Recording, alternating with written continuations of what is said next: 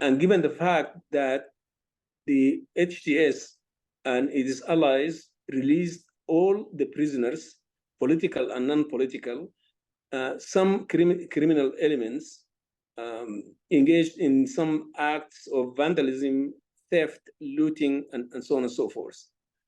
And that led to a situation where the population was terrified. People stayed mostly indoors.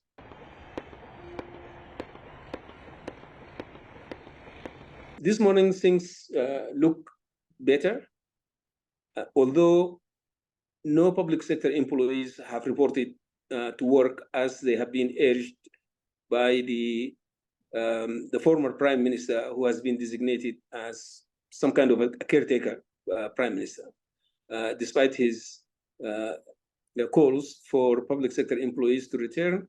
None of them has shown up for work.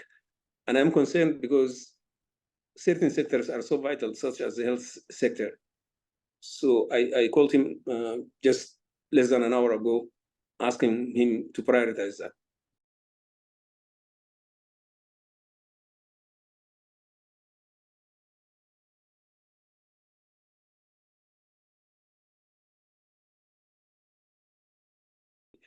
Absence of any border control officers.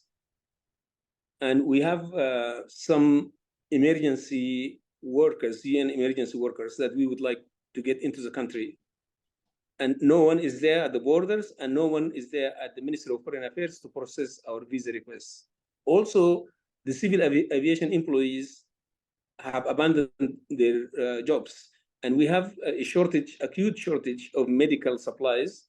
And we wanted through WHO to get at least one plane, cargo plane, to deliver some much needed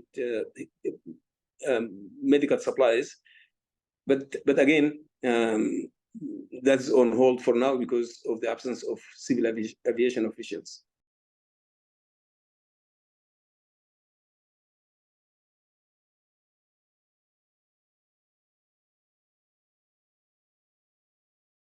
What happened is that the public sector has just come to a complete and abrupt halt, with people not knowing what their future would look like. They are not heeding the calls of the former, now acting prime minister to report to work. I think it will take a couple of days and a lot of assurance on the part of the armed groups for these people to return to work again.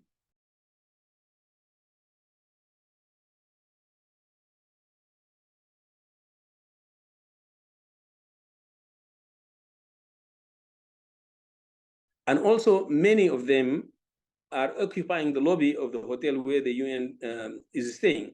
So whenever I happen to be at the lobby, someone will approach me and say, I am so-and-so, and I belong to this or that faction. What is it that you guys need? So I keep telling them the safety of the humanitarian personnel, the safety of the members of the diplomatic community, and fast-tracking the measures that would allow us to deliver on our humanitarian mandates.